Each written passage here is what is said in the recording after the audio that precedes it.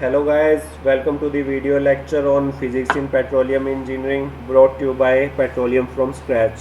Today we will discuss the concept of variable mass and its usefulness in petroleum engineering numerical. So first of all, what is the variable mass? Suppose you are pulling a chain from a water well. So as you pull up more and more chain, the weight of the remaining hanging chain is decreasing. So if we are pulling the chain with a constant power, as the weight of the chain is decreasing, the velocity of chain coming up will have to increase to keep the power constant.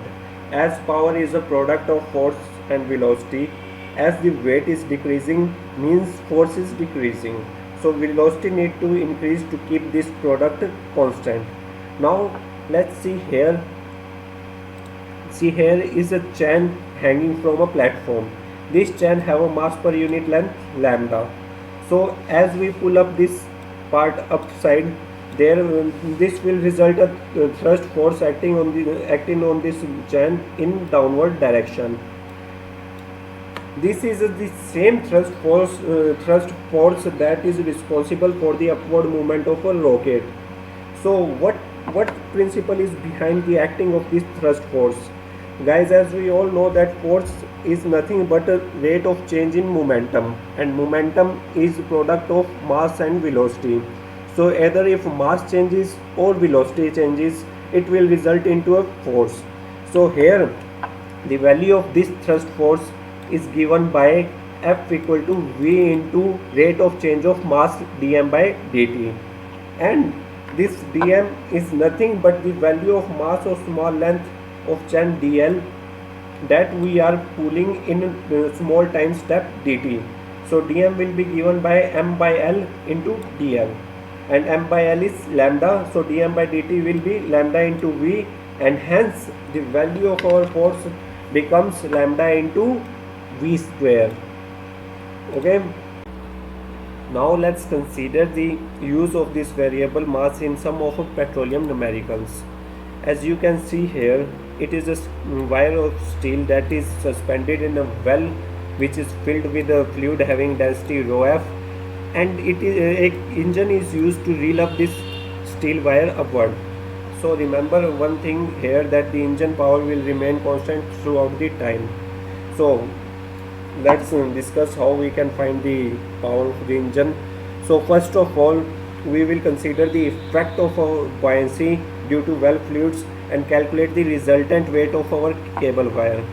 So here you can see the FBD of this cable, buoyant force acting upward and the net weight acting downward. The value of buoyant force is given by the raw fluid multiplied by the volume of fluid displaced, that is the equal to the volume of cable in our this case into G. So the resultant weight is given by this weight of wire minus buoyant force, and taking weight of wire as common, we will come to this expression, weight of wire into 1 minus rho f by rho s, where rho f is the density of fluid and rho s is the density of steel. So resultant weight per unit length is given by W 1 minus rho f by rho s. Now we will consider the instant of time when x length of cable is hanging in the well, and in the next time step dt we have pulled dx length of the cable. So power is given by force into velocity, and force in our this case is W 1 minus rho f by rho s into x, as x length is hanging inside the well, and velocity is given by minus dx by dt.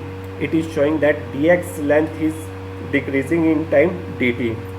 Okay, and as we know that our power is constant, so taking this dt at this power side and integrating both side with the limit of time as from 0 to t, and limit of x from l to 0, because when we started to pull, there is l length of cable hanging inside the well, and we have pulled the whole length.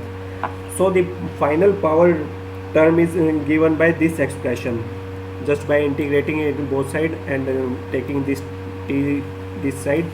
The power terms come W1 minus rho f by rho s into L square divided by 2t watts, as we have taken all the units in SI system. So guys, see here, the case we have discussed, we have pulled the whole length L of the chain, but if in the numerical it is given that you have pull only L by 2 length or any other length, then what will be the power? Then you have to do nothing but change the upper limit with the length given. For example, in the numerical it is given that you have pulled L by 2 length, so what will be the power of the engine? Then just replace this 0 by L by 2 and integrate both side and calculate your power. Okay, that's all for today. Catch you in the next one, guys. Thank you.